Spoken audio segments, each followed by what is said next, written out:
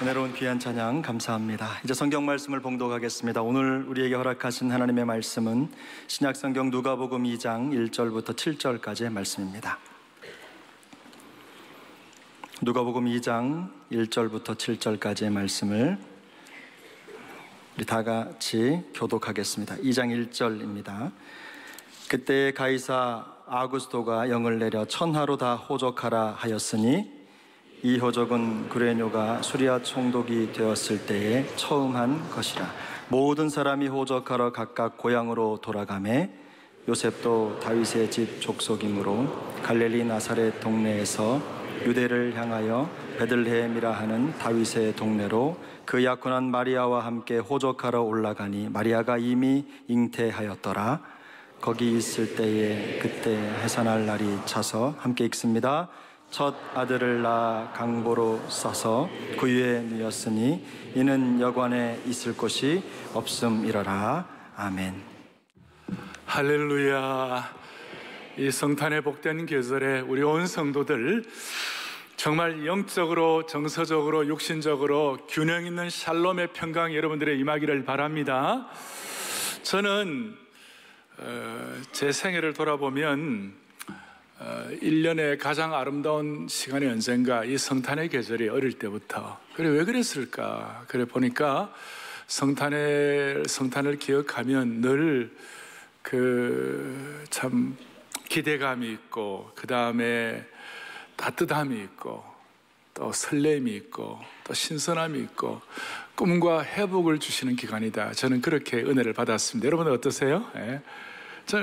그래서 제가 오늘 누가복음 2장 1절 7절까지 본문을 가려보면서 이게 그 어릴 때 그 성탄 이브 날 있잖아요. 성탄 축하의 밤을 하는데 그때 이제 이렇게 뭐 여러 가지 뭐 축하 순서, 음악도 하고 뭐 여러 가지 선극도 하고 다 하는데 제가 초등학교 2학년 때라고 기억되는데 저보고 누가복음 2장 1절부터 7절까지를 암송하려 해요. 제가 좀 암송해 볼까요? 그때에 가이사 아구스토가 천하에 영을 내려 호적하라 하였으니, 어떤 분은 목사님 천하하고 호적하고 바뀌었네요. 그거는 제가 한 50여 년 전에 그때는 제 말이 맞는 거예요, 지금. 그러니까 이게 계획판이 좀 바뀌었어요. 천하의 오적하라였으니 이 호적은 구레뇨가 수리와 총독되었을 때 첫 번 한 것이라. 지금은 처음이에요, 첫 번이에요? 처음. 그러니까 제 때는 제가 맞는 거예요. 이게 이제 제가 기억에 선연하게 기억이 나요. 7절에 보면 뭐라고 나와 있습니까? 7절에 첫 아들을 낳아 강보로 사서 구해 놓였으니 이는 여관에 있을 것이 없음이로라. 옛날에는 여관이 아니라 사관에 있을 것이 없음이로라. 알 사람이 없도다. 예? 그러니까 그런 내용들이 어릴 때 제가 암송했던 기억이 막 기억나면서 나도 모르게 내 생애가 지나놓고 보니까 이런 말씀이 내 삶을 인도했구나, 이런 생각이 들어요. 여러분 다 교회 어릴 때 나가신 분들은 어릴 때 성탄의 추억들이 기억나시죠? 전혀 안 나세요? 네. 기억나시잖아요? 그러니까 한번 그 성탄의 그 기억들, 아름다운 추억들을 한번 소환해 보시기 바래요. 한번 이렇게 탁 거울해 보시기 바래요. 그럴 때 하나님의 은혜를 주실 것이고, 오늘 그런 마음으로 오늘 제가 어린 양 메시아가 통치하신다라는 이 제목이 여러분의 것으로, 또 우리 교회 지금 사회적으로 공동체적으로 주님 This and Now, 지금 이 시점에 주시는 주님의 음성이 되기를 바랍니다. 자, 오늘 본문은 이렇게 시작됩니다. 1절에 가이사 아구스토가 영을 내려 천하로 다 호적하게 했다. 여기서 이 가이사 아구스토가 누구냐 하면 BC 31년에 로마의 피비린 나는 내전을 마지막 종식한 옥타비아누스입니다. 그 옥타비아누스가 안토니우스라 이런 사람들하고 전쟁 다 이겨가지고 옥타비아누스 시저의 양아들인데, 이 옥타비아누스가 다 승리를 하니까 BC 27년 약 4년 뒤에 로마의 원로원에서 당신은 아우구스투스다. 당신은 여기 아구스토란 말이 영어로 하면 아우구스투스다. 이 아우구스투스에서 오거스트 8월이 출발이 된 거예요. 그러니까 당신은 아우구스투스란 말은 신의 아들이다, 신이다 그 말이에요. 그래서 하나님에게만 붙여줄 수 있는 이름을 이 옥타비아누스에게 아구스토라는 이름을 붙여줬어요. 그리고 그 이후에 아구스투스, 이 옥타비아누스의 생일부터 로마의 모든 기쁜 날은 시작이 되는 것이에요. 자, 그런 배경을 가지고 누가가 이 배경을 이렇게 쓴 이유가 있어요. 그러니까 당대 최고의 힘을 가진 로마 제국의 아구스토의 통치가 더 힘이 센가? 아구스토의 통치가 더 영원한가? 아니면 오늘 가난한 구유 말구에 오신 예수 그리스도의 통치가 더 영원한가? 아구스투스의 통치와 예수 그리스도의 통치를 비교해 보라는 것이에요. 그걸 비교하면서 의사 누가, 닥터 누가가 이걸 기록한 것이에요. 그럴 때에 이 앞부분에 1장 26절 38절까지 이 마리아가 가브리엘 천사의 그 음성을 듣고 자기가 처녀가 성령으로 잉태될 것이라는 수태고지를 들었잖아요. 그 얘기를 듣고 난 다음에 1장 33절에 보면 뭐라고 나와 있냐면 영원히 야곱의 집을 왕으로 다스릴 것이며 그 나라가 무궁하리라 그랬어요. 그 나라가 무궁하리라. 그러니까 무슨 말이냐면 겉으로 볼 때는 로마의 황제권과 아구스투스 그 신에게 붙이는 그 이름을 받은 그 사람의 왕권과 힘이 더 강한 것 같지만 나중에 실제로 어린 아기로 태어나실 아기 예수 그리스도를 통한 영원한 통치가 무궁하리라. 다시 어떻다고요? 무궁하리라, 영원하리라. 그리고 이걸 제대로 믿는 사람은 그 마음에 평강이 있을지어다. 평강이 있을지어다. 그래서 오늘 첫 번째로 생각할 것은 어린 양 메시아는 이 세상의 통치자를 통치하신다. 이 세상의 통치자를 통치하신다. 누가 세상 권세를 다스립니까? 우리가 겉으로 볼 때에는 권력을 휘두르는 가이사가 더 힘 있는 것 같아요. 그러나 나중에 따져보면 결과가 하나님의 통치 속에 있다는 것입니다. 무슨 말이냐면 지금 1절 2절에 가이사 아구스토가 천하의 호적을 내려가지고 모두가 호적을 내리라고 그래요. 그래서 그 말을 듣고 그 당시에 총독이었던 구레뇨가 시리아 지방, 팔레스타인 지방에다가 다 천하에 호적하라고 그랬어요. 그러니 그 말을 누가 들었느냐? 마리아의 남편이었던 요셉이 그 말을 듣고 본적지에 가가지고 호적을 해야 되는 거예요. 왜 호적을 하라 했냐면 로마의 왕권을 강화시키기 위하여 세금을 더 많이 거두려면 그 세금을 거두기 위하여 인구 호적 조사를 해야 되는 거예요. 그러니까 이 로마의 황제권이 얼마나 심했는지 팔레스타인의 변두리, 그 변두리 땅 변방에 그 조그만한 그 나사렛에서 사는 요셉에게도 영향을 끼친 거예요. 그리고 호적은 자기 고향으로 돌아가라. 그래서 요셉의 고향은 베들레헴이었어요. 지금 이스라엘에 가보면 아시지만 나사렛은 이스라엘의 북쪽이고 갈릴리 지역이에요. 그리고 베들레헴까지 내려가려면 약 직선거리가 170km인데 일단 그 길을 다 돌아가면 230km 이상, 서울에서 거의 대구 정도까지 가는 그 거리를 10일 이상, 더더구나 이 마리아는 만삭의 몸을 가지고 참으로 힘든 가운데 베들레헴으로 내려가게 된 것이에요. 이 모든 상황이 겉으로 볼 때는 로마의 강력한 권세가 힘 있는 것 같지만 나중에 지나놓고 보면 무슨 일이 벌어지는가? 요셉과 마리아가 베들레헴에 가서 예수 그리스도가 말구에 탄생하는 그 일이 구약의 예언이 이루어지고 겉으로 볼 때는 로마의 황권이 능력을 가지고 하는 것 같지만 사실은 하나님의 언약의 말씀이 이루어지는 과정이 되는 것이에요. 그 먼 갈릴리에서 베들레헴까지의 그 거리가 참 고난의 길이고 고통의 길이고 만삭의 여인이 얼마나 힘들었겠어요. 그런데 겉으로 볼 때 로마의 황권이 더 센 것 같지만 그러나 실제로는 하나님의 언약의 말씀이 이루어지는 과정이다, 그것이. 우리가 이 내용을 보면서 분명하게 깨달아야 되는 것이에요. 그것이 뭐냐면 이 세상에 되어져가는 모든 상황이 마음에 들지 않고 이해가 되지 않고 힘들어도 우리가 진심으로 하나님의 자녀로서 말씀의 인도를 사모하고 진심으로 신적 개입을 사모하고 매어 달리기만 한다면 2000년 전에 나사렛에서 만삭된 임신부가 가는 길이 고난의 길이었지만 결국은 하나님의 뜻을 이루고 가는 영적 다윗 왕국의 왕위를 계승하고 물려받는 과정이 된다는 것을 믿으셔야 된다는 것이. 어제 우리 토비스 때도 한 목사님 그걸 말씀했잖아요. 불시험 당하는 것 같은 이상한 일을 이상히 여기지 말라. 좀 말이 재밌네요. 이상한 일을 이상히 여기지 말고 이것이 오히려 하나님의 영광을 선포하는 계기가 될 줄로 믿습니다. 그거 아니에요? 그래서 우리는 악한 명령이라도, 세상에 어떤 이해되지 않는 명령이라도 주님이 말씀하신 것처럼 그것이 결국은 하나님의 나라가 임하고 주님의 뜻이 이 땅에 이루어지는 과정이 될 수 있다는 사실을 확인한다는 것이에요. 여러분, 세상의 모든 악조차도 하나님의 완전한 통제 아래에 있다고 믿으세요? 대답 안 하시는 거 보세요. 세상의 모든 이해 안 되는 상황도 결국은 하나님의 통제 아래에 있다고 믿으시는 것이에요. 나는 우리 성도들의 이 믿음을 주님이 순수하게 받으시고 하나님의 놀라운 하나님의 방법, 하나님의 인도하심으로 응답해 주시기를 바랍니다.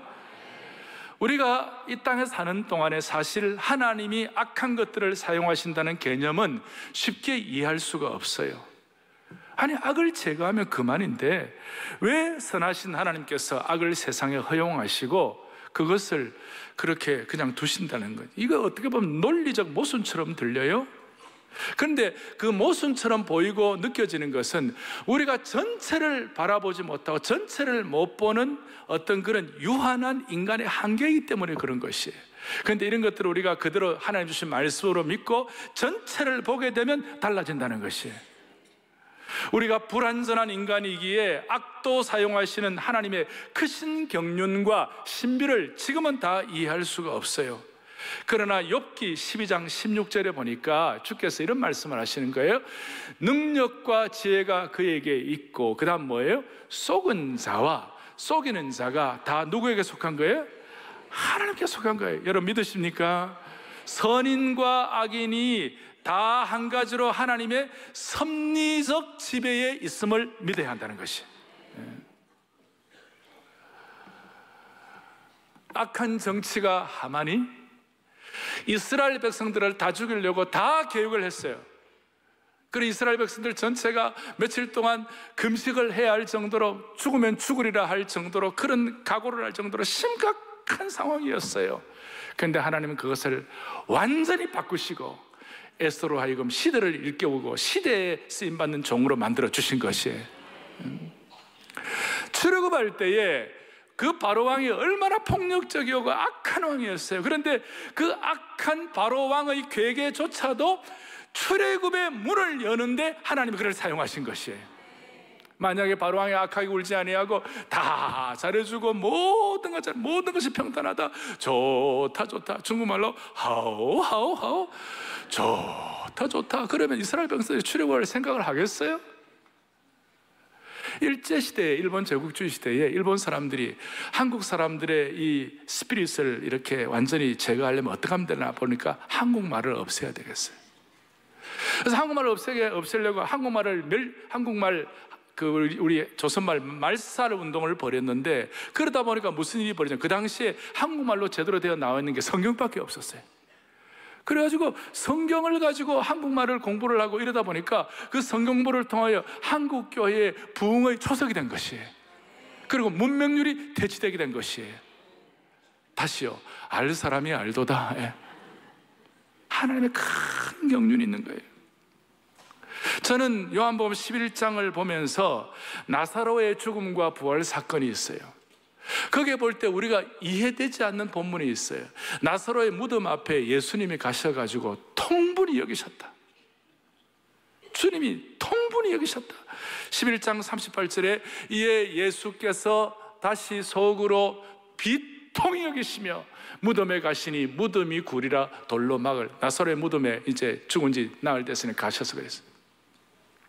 이 비통히 여긴다는 말이 뭔가? 우리 겉으로 볼 때는 비통히 여긴다 뭐 이런 내용이지만, 제가 헬라의 본래 의미를 보니까 화가 나서 큰 소리로 외치다, 그런 뜻이에요. 예수님이 화가 나서 큰 소리를 외쳤다는 것이에요. 여기 워필드 같은 신학자는 이 요한이 이걸 기록한 이유는 사실상 예수님이 어느 정도 슬퍼서 눈물 흘리는 정도가 아니라 거룩한 분노를 가지고 나사로의 무덤 앞에 다가갔다는 것이에요. 그런데 예수님의 이 비통 어린 거룩한 분노의 외침이 어떤 분노예요? 예수님 막 당신 자신이 어디 감정적으로 분노하는 그 정도의 그거 아니에요. 이 예수님은 인간을 볼 때, 인생을 볼 때 죄악의 결과인 죽음이라는 한가할 수 없는 폭력 앞에서 꼼짝도 못하는 이 사실 앞에, 모든 인간을 죄의 결과로 죽게 하는 사망의 권세에 대해서, 사탄의 힘에 대한 주님의 거룩한 분노라고 말할 수 있는 것이에요. 그래서 11장 4절에 예수께서 들으시고 이르시되 이 병은 죽을 병이 아니라 하나님의 영광을 위함이요 하나님의 아들이 이로 말미암아 영광을 받게 하려 하심이라. 큰 그림이에요. 오늘날 우리가 마주 부딪히는 세상의 모든 악한 일들, 심지어 죄악의 가장 결정적이고도 치명적인 결과인 사망조차도, 악의 결과로 인한 지극한 고난조차도 결국은 하나님의 사람들은 하나님의 영광을 위하여 사용해 주시는 것이에요. 우리는 죽음 앞에서도, 심지어 장례식장에 가서도 우리는 인간적으로 너무 슬프지만, 우리 사람의 제한을 갖고 있으니까 육신적인 눈물이 나지만, 그러나 우리는 찬란한 부활의 영광을 믿는 것이에요. 믿지 않는 자들처럼 그렇게 근본적인 슬퍼하는 것이 아니에요. 그래서 우리는 이 땅에 살아가는 모든 그리스도인들이, 우리가 저와 여러분들 예수를 믿는다 그리스도인들이 이 세상의 악으로부터 받는 고통에 대해서, 이해되지 않는 상황에 대해서 대체적으로 두 가지 반응을 하는 거예요. 첫 번째는 예수 믿으면서도 고통받고 이해되지 않는 상황이 오고 너무 막 화가 나고 그럴 때에 고통으로 인하여 하나님 떠나고 교회 떠나고 시험 받는 거예요. 또 어떤 그리스도인은 고통이 올 때 이런 면에서도 큰 그림에 대한 시각이 있고 마음에 어떤 그런 영적인 은혜가 있을 때에는 오히려 그 고통 때문에 주님께 더 다가가는 거예요. 주님을 더 깊이 만나는 것이에요. 그리고 교회를 더 사랑하고 더 교회를 위하여 교회 앞에 돌아오게 되는 것이에요. 그게 은혜 받은 자와 시험 받은 자의 차이라는 것이에요. 다시요, 이 세상에 우리 그리스도인을 살아가면서 수많은 사람들의 고통과 어려움이 있을 때 이것 때문에 하나님 더 만나고 더 사랑하는 그런 축복이 있기를 바라는 것이에요. 아시겠어요? 우리 주위에는 수많은 통치자들이 있습니다. 어릴 때부터 우리의 삶을 인도하는 수많은 권위자들이 있습니다. 부모님이 있고 선생님이 있고 직장 상사가 있고 선배들이 있고 세상의 권위자들이 있습니다. 이런 통치자들이 정말 최선을 다하고 다윗 같은 선한 통치자가 되면 정말 좋은데, 그러나 그 통치가 잘못되고 어떤 때는 독재자들의 심하는 나라도 많이 있잖아요. 그리고 하나님의 뜻을 거스를 때가 있잖아요. 권력이 남용될 때도 있잖아요. 이럴 때 우리가 하나님의 큰 통치를 믿고 말씀 앞에서 집중해가지고 우리가 주님 앞에 나아가게 될 때 하나님은 그 잘못된 통치도 하나님의 예언을 이루어가는 과정이 될 수가 있다는 것이에요. 마리아와 요셉이 얼마나 고생스러웠겠습니까? 그런데 하나님은 그 아구스투스의 잘못된 통치도 선하게 사용하시는 하나님이심을 믿어야만 하는 것이에요. 그래서 우리는 통치자를 통치하시는 하나님의 능력을 믿습니다. 그 두 번째로는 이 어린 양의 통치를 소중하게 생각하고 마음에 새겨야 돼요. 마음에 뭐 하라고요? 새겨야 돼요. 마음에. 여러분 잘 아시는 대로 오늘 이후에 8절부터 밖에서 이스라엘 백성들 가운데 참 소외되고 어려운 목자들이 양을 치고 있는데 천사가 나타나가지고 예수님의 이 탄생 소식을 들려주고, 목자들은 그 소식을 듣고 너무 깜짝 놀라가지고 일상에 아무런 꿈도 없고 희망도 없고 그냥 겨우겨우 살아가는 그 목자들에게 아마 180도 인생이 달라질 만한 그런 메시지를 전해줬어요. 그러니까 15절에 천사들이 떠나 하늘로 올라가니 목자가 서로 말하는 거예요. 이제 베들레헴으로 가서 주께서 우리에게 알려주신 바 이 일들을 어떻게 이루어지나 보자, 그렇게 했어요. 그리고 16절 17절에 보니까 마리아와 요셉을 찾아가서 그들이 천사로부터 받은 얘기를 전해주었어요.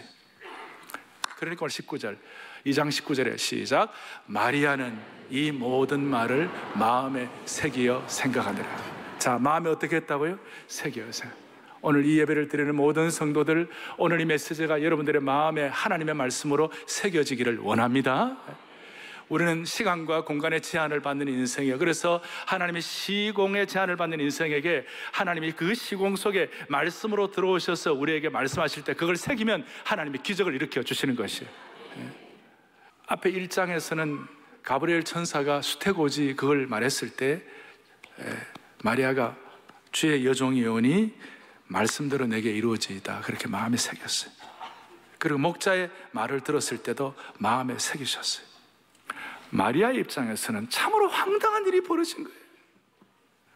갑자기 성령으로 잉태되고 처녀가 임신을 하고, 이것이 요셉에게도 너무 죄송하고, 갑자기 나라에서는 호적하라 그래가지고 자기가 사는 나사렛에서 저 요셉의 그 고향인 베들레헴까지 고생하면서 걸어가야 되고, 가보니까 누울 곳이 없어서 여관에 누울 곳도 없고 사관에 누울 곳도 없고 요람도 없어가지고 동물이 음식을 먹는 구유의 아들을 눕힐 정, 첫 아들을 거기 누울 정도로 얼마나 마리아의 입장에서는 정말 황당했어요. 황당. 이 황당은요 중국말로도 황당이에요. 황당, 중국말이에요. 중국 사람 황당한 거랑 우리 황당한 거랑 다 똑같아요. 인생을 황당한 거랑.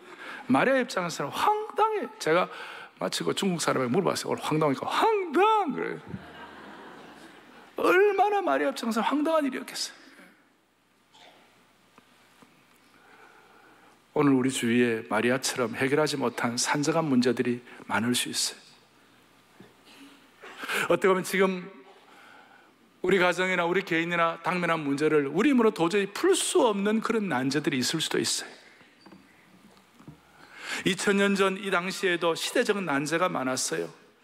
팔레스틴의 이스라엘 백성들 입장에서 로마의 식민지 지배하에서 수많은 고초를 겪었어요. 심지어 자기 편이 되어야 할 헤롯 왕이 자기들을 압박하고 착취하는 거예요. 로마 제국 전체도 큰 문제가 있어요. 당시에 로마, 시티 오브 로마, 로마의 거리에 걸어다니는 사람들의 60%가 3분의 2가 5명 중 3명이 노예들이었어요. 노예들의 삶의 비참은 말로 다 할 수 없는, 사람도 아니고 짐승 아니에요. 인구 1000만이라면 그 중에 600만이 노예였으니 얼마나 큰 문제였겠어요. 우리가 노예 입장에서 생각하면 진짜 황당한 일이에요. 당시에 여성의 지위가 뭐가 있었겠어요? 사람 취급 못 받았어요. 마리아의 입장에서는 정말 답답한 상황인 거예요. 그리고 이스라엘의 영적인 상태는 더 완전히 바닥이었어요. 왜냐하면 자기 의를 주장하는 바리새주의, 율법적 자기 비판주의가 이스라엘 민족 전체를 영적으로 덮었어요. 그래서 도저히 어떤 뭐가 길이 보이지 않는 것 같고 어둠이 덮은 거예요. 더더구나 사두개인 같은 경우는 지성이 있다고 하면서도 입만 살아가지고 위선자로서 로마의 놀이개가 되었어요. 마리아의 상황이나 그 당시의 상황은 우리가 어떻게 어려움을 당하는 입장이라면 그보다 더 깊었을 것이에요. 이제 문제는 이런 황당한 상황 속에서, 이런 인간의 문제 속에서 하나님의 해결 방법이 뭔가, 이게 오늘 핵심이라는 것이에요. 그 대답은 바로 어린 양으로 오신 메시아가 해답이다, 이 말이에요. 나중에 요한이 이것을 깨닫고 보라, 1장 29절에 보라, 세상 죄를 지고 가는 하나님의 뭐예요? 어린 양이로다. 이 세상은 어떤 난제가 있을 때 정복왕을 보내고, 정복의 장군을 보내고, 정복 부대를 보내고, 강력한 정치 지도자를 보내가지고 힘으로 해결하면 좋겠다 이렇게 생각하겠지만, 그것이 모든 사람들의 일반적인 생각일 수도 있지만, 하나님의 방법은 보라, 세상 죄를 지고 가는 하나님의 어린 양을 보라, 이것이에요. 이게 하나님의 방법이에요. 그래서 오병이의 사건, 그것도 놀라운 기적의 사건인데, 그것도 어린아이 하나의 점심을 통하여 해결하는 것이 하나 예표가 되고 있어요. 그러니까 이렇게 말할 수 있어요. 세상 방식은 정복왕이지만 주님의 방식은 항상 어린 아기, 어린 양, 어린 예수, 어린 양, 어린 사자도 아니에요. 어린 양, 순수한 어린 양. 이것이 주님의 역설의 방식이었어요. 역설의 방식. 역설의 방식. 이것이 세상의 통치에 대한 하나님의 방식이에요. 저는 시간이 지나도, 세상이 달라져도 이 해법은 달라지지 않는다고 믿습니다. 저주받은 이 세상에 대한 하나님의 해결책이 뭐예요? 창세 이후로 지금까지 이 하나님의 순수한 복음, 생명의 복음, 어린 양의 생명의 복음의 방식은 조금도 바뀌지 않았어요. 창세기 3장에 아담과 하와가 범죄하고 난 다음에 하나님의 방식은 뭐였어요? 4장에 바로 아벨이 하나님 앞에 올려드린 죽임당한 작은 어린 양이 해결 방식이었어요. 이스라엘 백성들이 애굽의 노예 생활을 할 때 그 고통의 출애굽의 해결책이 뭐였어요? 마지막 10번째 재앙, 유월절 죽임당한 어린 양이었어요. 문설주에 어린 양의 피를 발라가지고 그 어린 양의 피를 볼 때에 죽음의 천사의 칼날이 지나간 것이에요. 이스라엘 민족이 매일매일 고단한 지난한 광야의 생활 가운데서 해결책이 뭐였어요? 아침과 저녁에 성막의 제물로 바쳐진 어린 양이 해결 방식이었어요. 나중에 사도 요한이 요한계시록 5장 4절에 보면 그 두루마기를 펴거나 보거나 하기에 합당한 자가 보이지 않기로, 무슨 말이냐면 해결 방법이 없었어요. 내가 크게 울었다 그랬어요. 이 난제를 어떻게 해결할꼬? 바로 이어서 5절에 뭐라고 나오느냐? 울지 말라, 유다 지파의 사자 다윗의 뿌리가 이겼으니 그랬어요. 이 다윗의 뿌리가 바로 어린 양 되시는 예수 그리스도신 것이에요. 이것이 하나님의 방식임을 믿으셔야 됩니다. 이 어린 양의 통치의 복음은 이 세상 모든 것을 압도할 수 있는 생명의 복음이라는 것입니다. 이것을 우리의 마음에 새기라는 것입니다. 우리 가운데 많은 난제들이 있고 어려움이 있다 하더라도 어린 양의 복음을 통하여 하나님이 반드시 해결하실 것이에요. 악을 선으로 바꾸시는 하나님이심을 믿으셔야 되는 것이에요. 이 믿음이 없으면 우리는 단 하루도 주의 사람으로 사명을 감당할 수가 없습니다. 어떤 세상의 방식보다도 하나님의 방식이 승리하실 것입니다. 도살장에 가보십시오. 도살장에 가보면 여러분 돼지가 죽을 때는 난리가 납니다. 우리가 흔히 말하는 소리, 돼지 멱다는 소리가 나는 것이, 돼지가 죽을 때는 난리가 나요. 근데 어린 양은요, 양은 죽을 때 진짜 겸손하게 죽는 것이. 말이 좀 이상합니까? 양은 죽을 때요, 그냥 양 잡을 때 그냥 깨끗거리지도 않아요. 그냥 파르르파르르다가 남들이 볼 때는 이건 너무나 약하고 이거 너무 바보짓 같고 너무 미련한 것 같아요. 그래서 뭐 양은 아마 목자가 없었으면 이 지구상에서 멸종되었을 거예요. 더 이상 양이라는 어떤 남아있지 않을 거예요. 이런 상황. 그런데 하나님은 어린 양의 생명의 복음, 역설의 복음을 주시는 줄 믿으셔야 되는 것이 너무 착해요. 이 어린 양의 역설과 생명의 복음이 이 성탄의 계절에 온 성도들 가운데 함께 역사하시기를 바랍니다. 그리고 구체적으로 어린 양의 생명의 복음, 역설의 복음이란 건 어떤 뜻이에요? 이사야 53장 7절에 보면 예수님이 고난당하는 종의 모습을 보여주고 계세요. 그리고 그 고난당하는 종의 모습을 통하여 늘 어린 양의 복음은 우리에게 두 가지를 하는 거예요. 첫째는 그 고통 중에 있는 하나님의 백성들과 함께 하신다.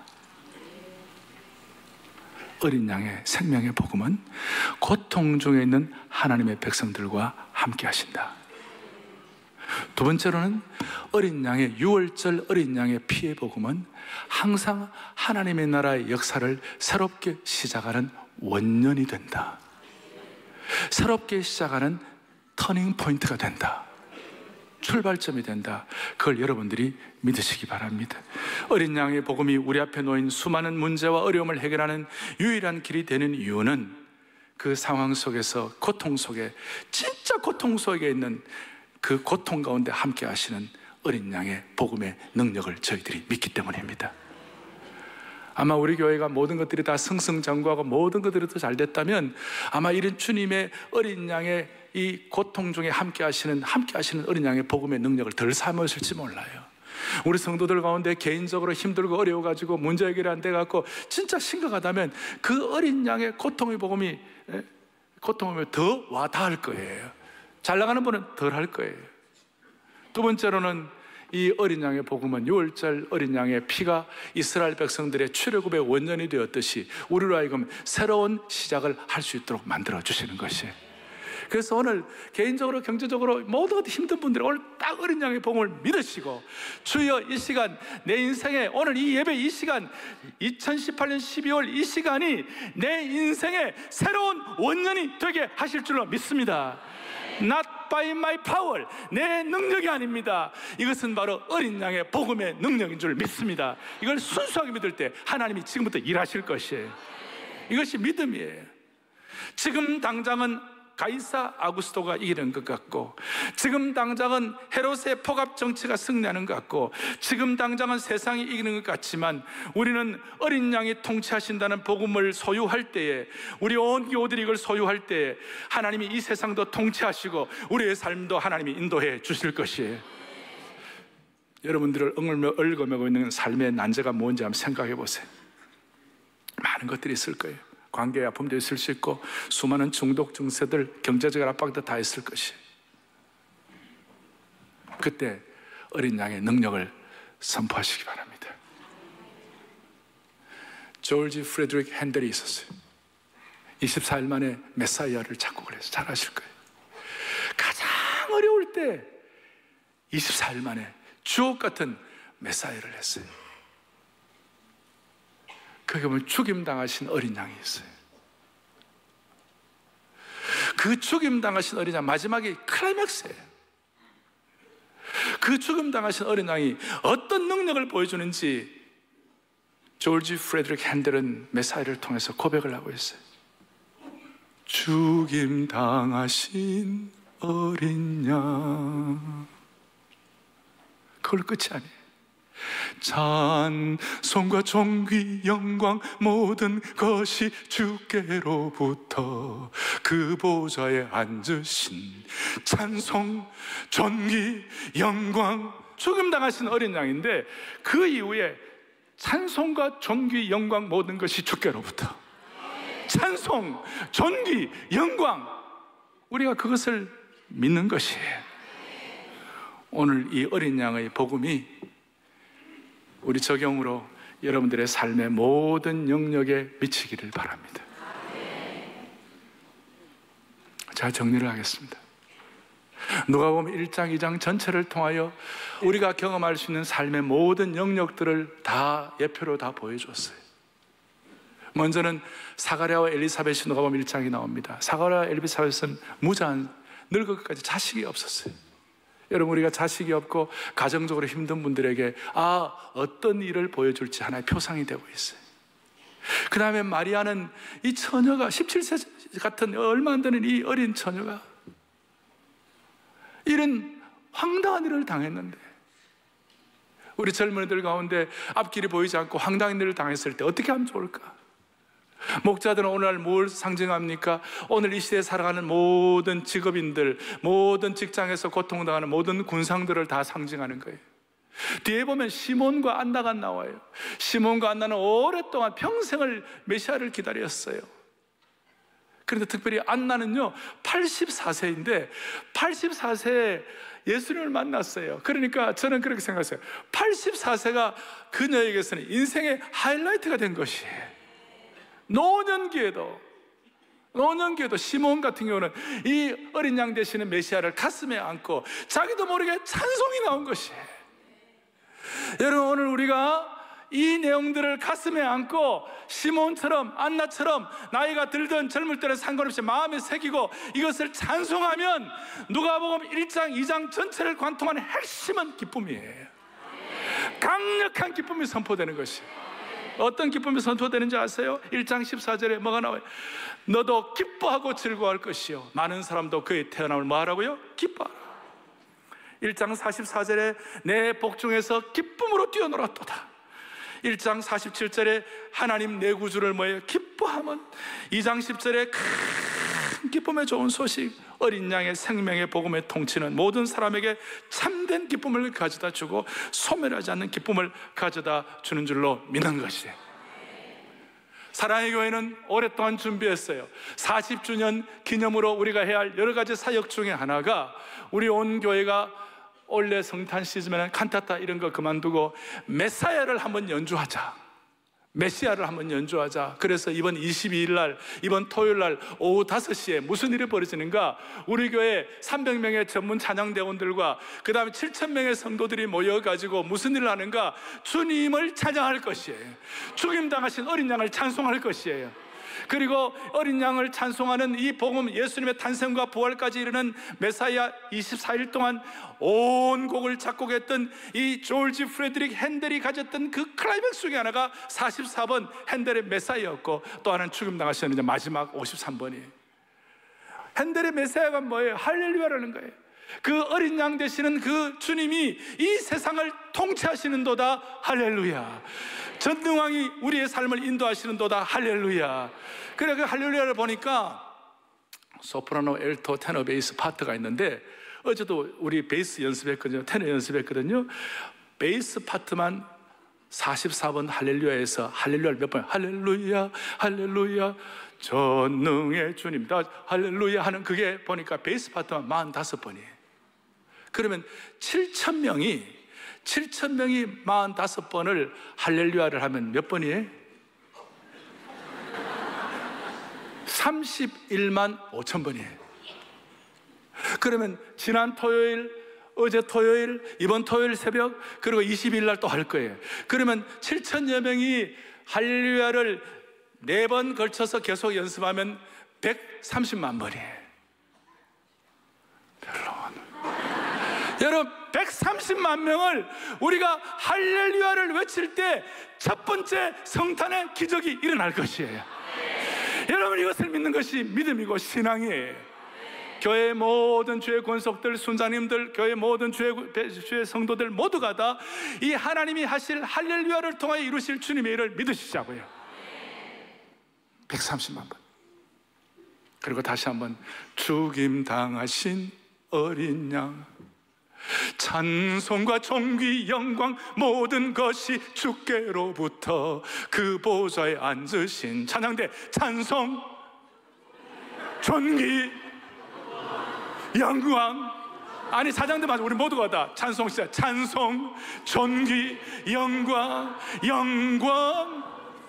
우리가 전력 투구할 때 하나님이 하시는 기적을 손으로 맛보시길 바랍니다. 이것이 신앙이요, 이것이 축복의 성탄의 계전에 우리가 믿어야 할 복음의 역사인 것입니다.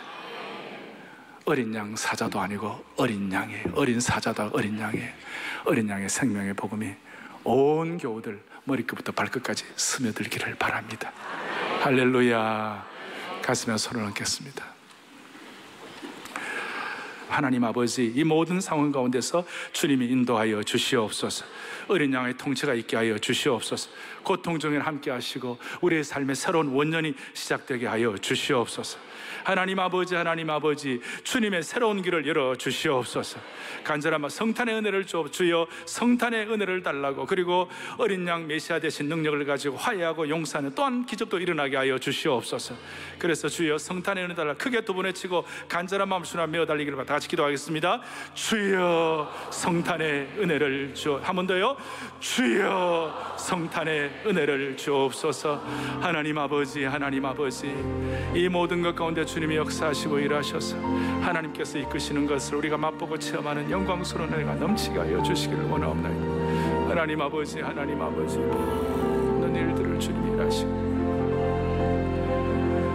자비로우신 하나님 아버지, 성탄의 계절은 늘 따뜻한 기대감과 설렘과 꿈의 회복의 기간인 줄 믿습니다.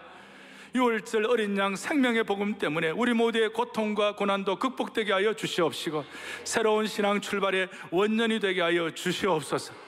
이번 토요일 날 어린 양 메시아를 마음껏 찬양하고 할렐루야를 원없이 찬양할 때 성탄의 기적이 일어나게 하여 주시옵소서. 그리하여 모든 맺힌 관계를 풀게 하시고 화해와 용서를 경험하는 제2의 기적의 소망도 일어나게 하여 주옵소서. 어린 양 메시아 되시는 예수 그리스도 이름으로 간절히 기도 올리옵나이다. 아멘. 다 일어나시겠습니다. 일어나셔가지고 찬송가 그 어린 주 예수, 이 찬송가 하나님의 어린 양이라는 찬송이 있어요. 아뉴스데이라고. 하나님의 어린 양, 주는 거룩 전능하신 주 하나님, 예수 어린 양 존귀하신 주. 그래서 이 찬송이 있는데 이 찬송을 같이 하고, 이 찬송하는 가운데 많은 치유도 일어나고 기적도 일어나고 하나님 그렇게 하실 것을 믿고 그 어린 주 예수와 아뉴스데이 할렐루야 찬양하고 예배를 마무리하겠습니다.